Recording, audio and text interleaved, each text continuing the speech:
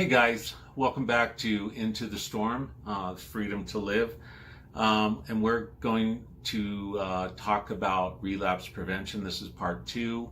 Last time I covered the front end of the relapse prevention. I covered some of the ABCs, accountability, boundaries, consequences, and sobriety. I also covered proactive and intentional, that in recovery you have to be as proactive and intentional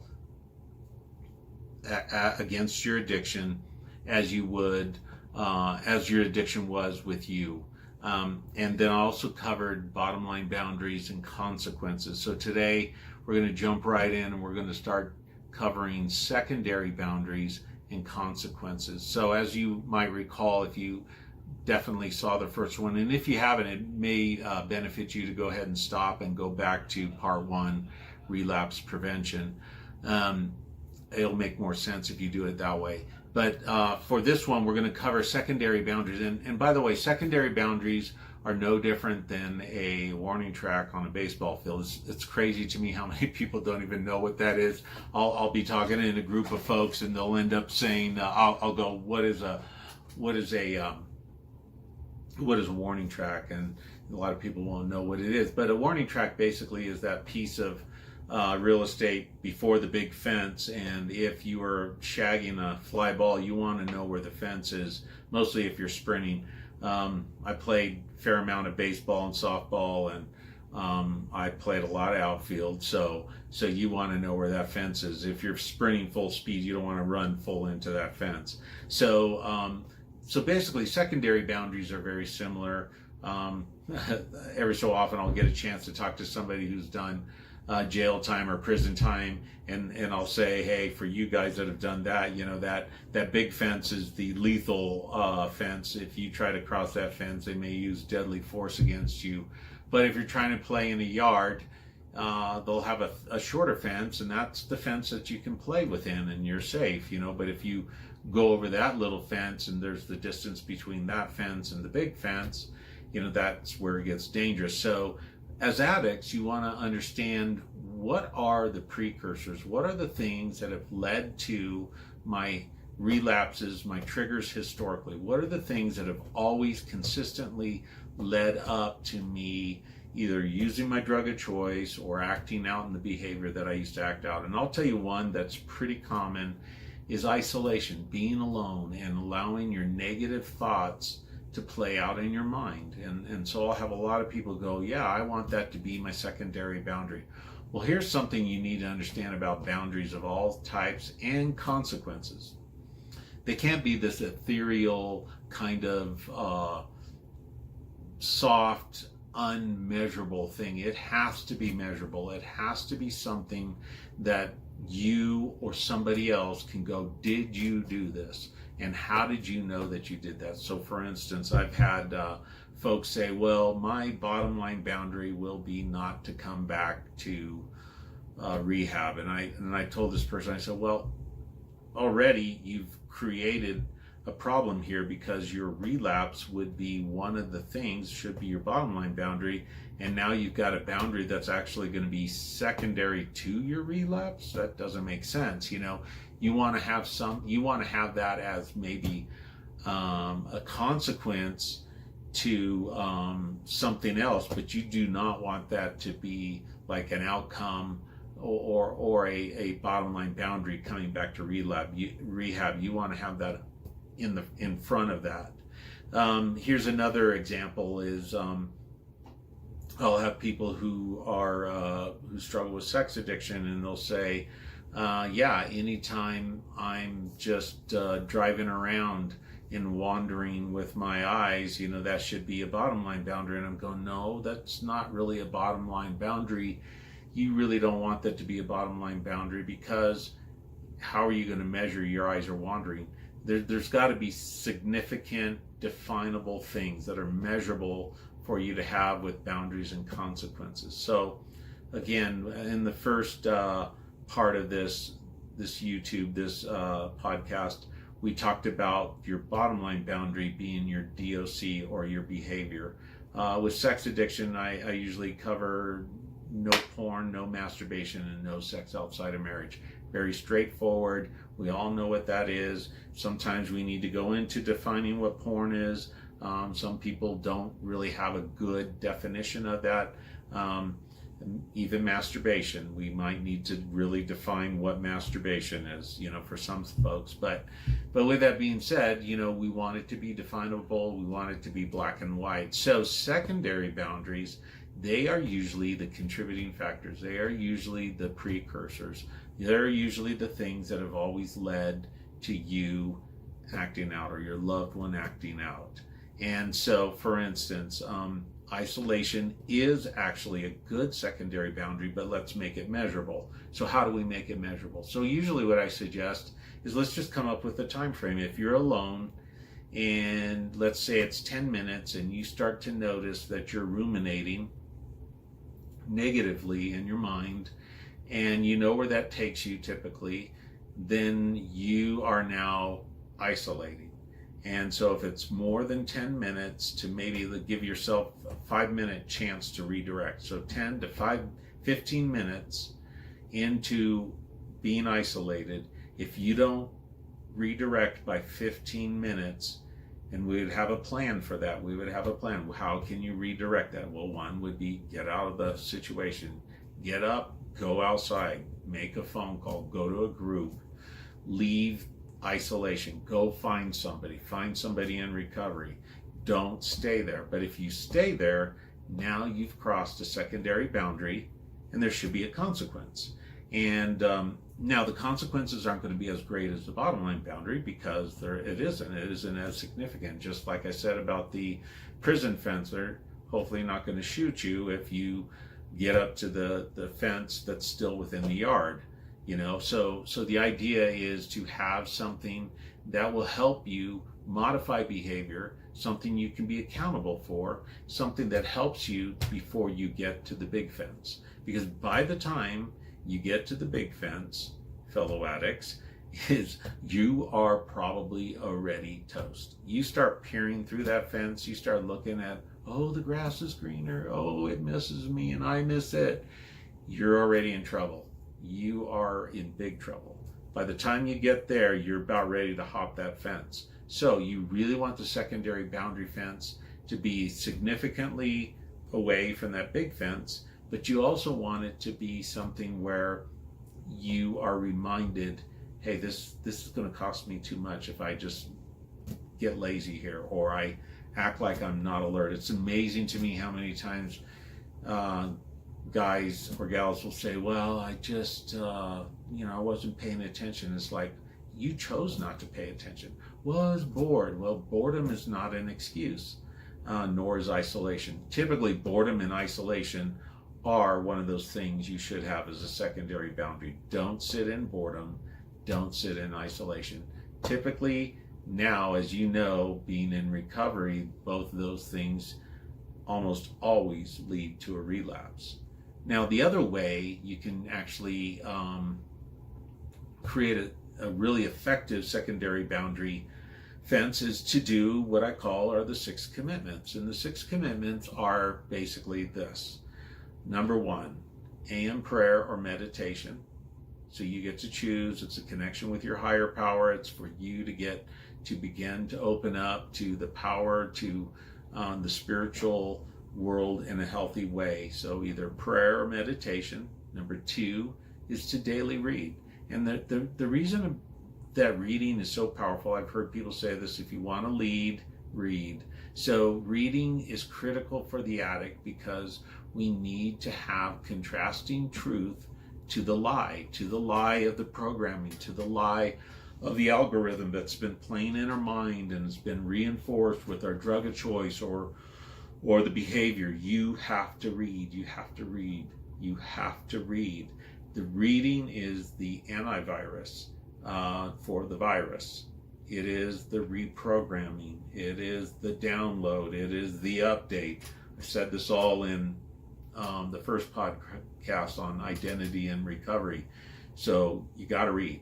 And you got to read recovery material. I'm not talking about just reading Sports Illustrated or something like that, but no, you've got to read something about your addiction. You need to know your enemy. You need to reinforce the power of your addiction and the power of recovery, and also stuff that's inspirational, something that moves you emotionally. Read somebody's story who's recovered. Very, very powerful experience to listen to other people's stories. So daily reading could be really, really effective. I know for a lot of the folks that I work with who are Christian folks, is just reading your Bible as well as recovery material. There's so many things out there. So daily read, and I would say at least 10 minutes every day. You want to put something in here. And the reason you want to put something in there is if you don't put it in here, you won't have anything in the proverbial recovery gun. You need the bullets, you need truth. If you don't download it, you're not going to have it there to fight. So I like to say this, if you're going to fight this addiction, what you have to do is you have to corner it with structure. You have to choke it out with intensity, and then someday you're going to put the bullet right in its head. And I'm telling you, you have to have this mentality. The only way to get this mentality is to know your enemy, and you got to hate it. You got to hate it with everything you got, in a good way. You got to be passionate against its desire to rip you off. It wants to rip you off. It's a terrorist. It wants to blow apart your home. It wants to blow apart your life. So corner it, choke it out, put a bullet in its head through truth, through reading, through structure. Number 3 is weekly meetings. You need to go to meetings. You need to be around other people who are courageous like you, who want success, who are no longer willing to live a life of mediocrity, who want to be different, who want to have a healthy life. So you need to be around those people. As I said as well in the first podcast that I did on identity and recovery, is you want to bookend your week. You want to make it about every other day that you have something to do in recovery, where you have to make a choice to leave your location or leave, sitting in front of the TV or whatever, and make an intentional point to connect with other people in recovery. So it could be a therapist for maybe your second or third meeting in a week, but I suggest for your first one needs to be face-to-face with other folks in recovery, some kind of recovery group, Smart Recovery, 12 Steps, CR, CA, NA, I could go on. So there's different ways to do recovery, but you want to be around other people in recovery. Why? Because if you don't have those examples, we're doomed to go back to our programming. And if we don't fight our programming, just like it says, in one of those emergency breaks in the TV, now we will return to our previous programming. Well, that's exactly what happens to you when you don't fight the programming. You got to fight the programming by being intentional and being around other people in recovery. And what you'll find is that helps you deal with the loneliness that we talked about in the halts. It'll help you deal with finding people to support you. You will grow. Next thing you know, you'll be leading people. You'll be helping people. And I'm telling you, that is probably one of the best ways to stay sober for the rest of your life, is when it's no longer about you in your sobriety. It's about somebody else's sobriety. It becomes a blast. It becomes a purpose and a passion. So attend meetings. And again, for you in your who are in their first year and a half, I'd usually say 3 a week. Why? Because we don't want to be like some of those old religious people who go to church on Sunday and live like hell the next 6 days, okay? So you want to make sure you have something that you're doing in recovery every other day. Now, that's number 3. Number 4 is daily contact with somebody else in recovery. And this is just a phone call, at least a phone call. No texting, no emailing. But this is a phone call to somebody else in recovery, hopefully a sponsor. What I usually suggest is you have at least 5 people in any given week that you can call. You can actually have specific people you can call on specific days. And the purpose of this is just to check in. Hey, this is, I'm Rob and I'm sober and I've read, I'm doing well, I prayed, I'll be going to group tonight. or hey, this is Rob, and I'm not doing well. I'm really struggling. I need some encouragement. Here's what I do know is if you don't make the habit of contacting somebody in recovery every day, you're probably not going to make the call when the stuff hits the fan. And I can't tell you how many times I've heard this. You know, the phone calls are really probably one of the greatest determining behaviors you can do in recovery if you're going to stay sober or relapse. If you don't make the phone calls, if you don't connect with other people, and you start to find yourself drifting in the work, you're more than likely going to relapse. So I'll ask guys, I usually say at least 5 calls, and depending on how intense they're going to be. You know, a lot of guys will do 90 meetings in 90 days and 90 phone calls in 90 days. The harder you work, the greater the benefits. So, you know, make sure you're consistently doing the work. And we're going to talk about some consequences around these 6 commitments. So that's daily contact with somebody else in recovery. By the way, the phone calls don't have to be really long. They could be 3 to 5 minutes. I would suggest that you make a habit, like if you go to work at a certain time during the day, make the call on your way to work or before you drive. Just make some habits, create some habits, healthy habits. And that's number 4. Number 5 is PM prayer or meditation. This way you can just reconnect to your higher power. There's a lot of studies that show what you focus on before you go to sleep determines how well you sleep. So there's a benefit to meditating, to focusing, to praying, and just ending your day in a positive connection to your higher power. And then finally, number 6 is gratitudes. And gratitudes are one of the best ways to begin to change the way your brain functions, to open up the joy center of the brain, to release those chemicals by finding things in your life that you're grateful for. And for addicts, they tend to be extremely depressed, very negative in their thinking. But when you start making these lists of things that I'm going to be grateful for, it's very powerful. It can change your life. So start to do it today. And again, the studies, that's the number 1 way to deal with depression non-pharmaceutically, is to become grateful, to become thankful. So those are the 6 commitments, and those 6 commitments that can actually be a very effective, and I recommend this with anybody who works with me. I recommend this as being your secondary boundaries, that you will do these things to this degree, to this level. And if you don't, and sometimes it's 5 or more, or 7 out of 7, 7 days out of 7 days, or 5 days out of 7, give you a little wiggle room. But here's the thing, if you get below 5, you are not going in the right direction. You lose momentum. The ball is not moving. You have to keep the ball rolling. So then there should be a consequence, and the consequence typically on the secondary boundary should be something like the loss of a pleasure. For me, I enjoy coffee, and so if I don't do my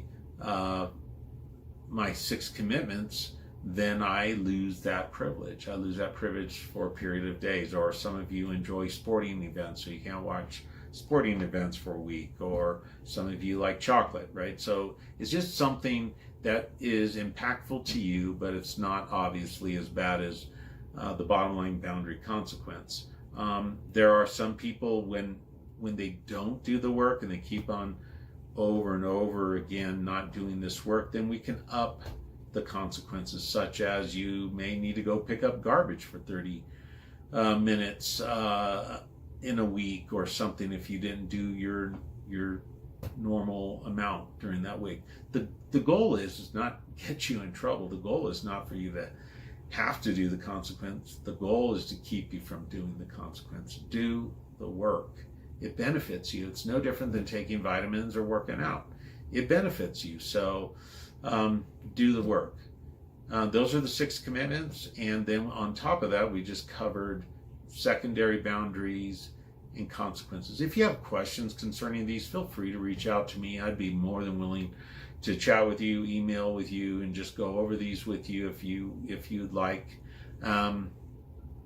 in many cases, if you'd like, without doing a session with me, just text me or email me your boundaries and your secondary boundaries and your consequences for both, and I'll review them and I'll give you my opinion on it.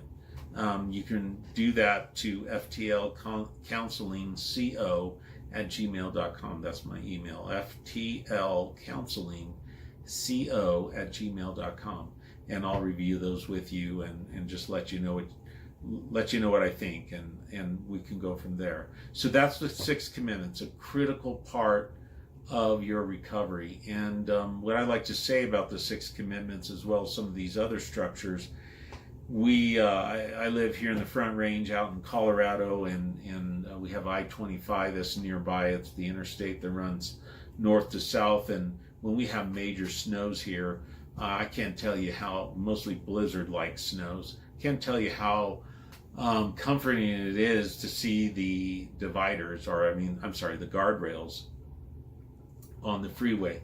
The guardrails obviously play as a safety mechanism, so if you end up having a tire go out, you hit the guardrail, you don't go off the road into a ditch or roll the car or whatever. Guardrails are very significant. Well, you want to maintain guardrails in recovery. You want these things to be able to protect you and your family. And if you don't have good guardrails, then you are probably going to find yourself in a world of hurt if you begin to drift. You begin to fall asleep in your recovery. You stop being alert. You stop being intentional. You stop being proactive. It's really easy to cross into a couple of lanes and go right off the edge of the pavement into gravel, right? And if you're going as fast as people tend to go on I-25, it could be lethal, losing traction on the road. And so what we want to do is we want to make sure those guardrails are there and they are safe for you, and that you are managing your recovery well, because you never know. I had a friend say this: you never know how far your addiction will take you if you relapse. You never know how much it will cost you, and you'll never know if you ever come back. And these are things to just consider all the time with addiction. It's lethal, it's deadly. We just don't know if it's going to be deadly this time. And I'm not, I always say, why risk it? Why play Russian roulette with your life? Don't mess with your addiction. There's a way out. There's hope. There's hundreds of people out there, thousands of people who want to help you. So don't do this alone. Don't do recovery without these structures. Now, finally, at the bottom of this page, and again, I'm willing to provide you with this page. If you want to reach out to me, email me at ftlcounselingco@gmail.com. I'll send you this page. And at the bottom, what we have down here is 3 years from now is the exercise, and it's 3 years from now, sober or not sober. And what you want to do here is you just want to imagine what your life's going to look like. And I would really put some heartfelt thought into it, because this can be really powerful for you when you begin to consider, what's the benefit of me choosing to be sober this time?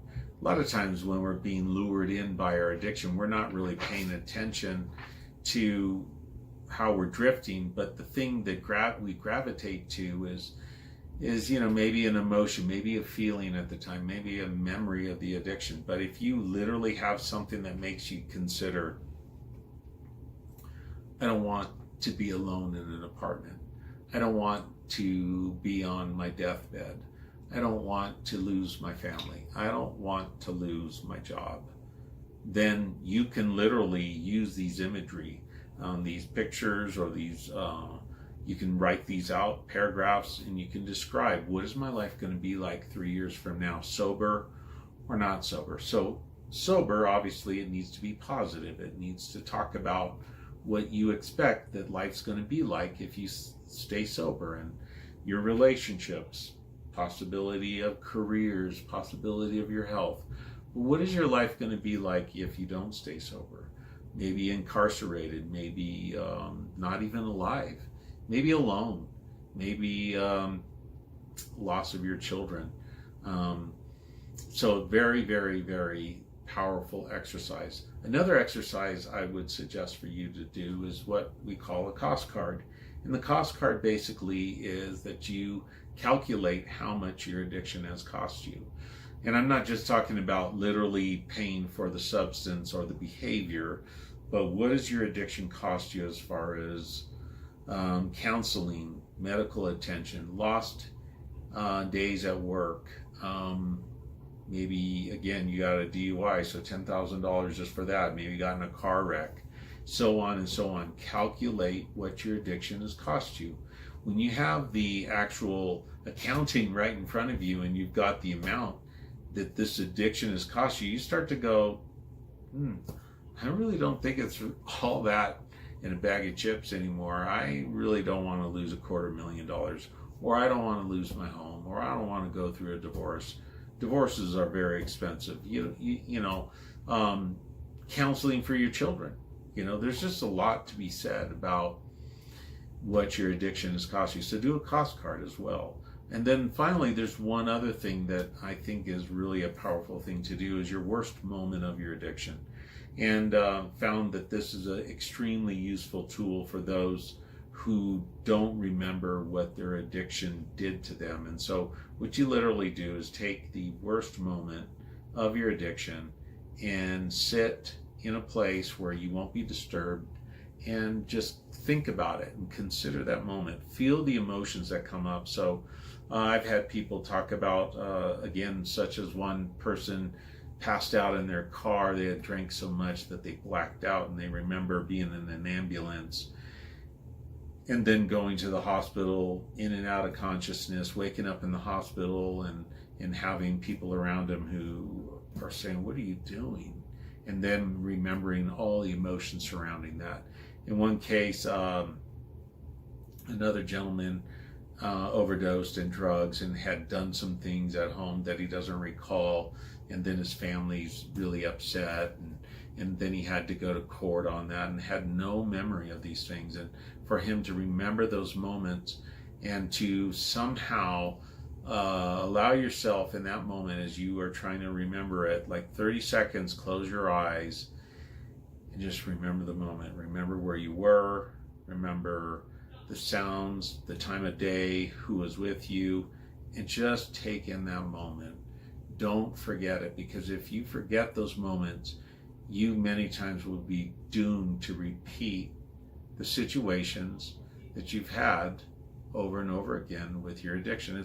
There's a scripture that says, like a dog returns to its vomit. It's so gross, right? But why would you do that? Why would you want to do that? Well, it's because you're not remembering. You're not remembering how it hurt you. You're not remembering the price you've had to pay. You want to remember. I'm not saying you want to focus on this so this is all you think about, but you definitely want to remember that this addiction isn't all that it wants to sell you that it is. So those are the basic structures of relapse prevention. If you don't have these things in play in your life right now in your recovery, you're going to have a real hard time staying sober, because again, this addiction is diabolical. It has infiltrated you like the coronavirus. It's like a cancer. When I talk to people about addiction, I say getting an addiction diagnosis is a lot like a cancer diagnosis.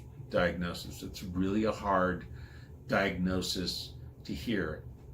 Cancer can be beatable. There are certain types of situations. You get early diagnosis, you can fight cancer, you can beat it. And it's amazing how many people who are so willing to just do what it takes to fight cancer and beat it. But it's amazing to me sometimes when somebody hears that they're an addict and they don't have the same passion, they don't have the same desire to fight this, to make it difficult for it not to succeed. And what I want you guys to understand, you have to create this. It has to become a way of life. It has to be difficult for you to relapse. Because if it's not difficult for you to relapse, you're going to relapse. Because that is what addiction does. So hopefully this has been helpful for you. If you ever need counseling, you ever need any kind of consultation, please feel free to reach out to me. You can reach me at 719-593-1163. That's my office number. Or email me, ftlcounselingco@gmail.com. And always want you guys, if you like this podcast, if it's helpful for you, please make sure you like it. This helps get it out even further. Subscribe and share.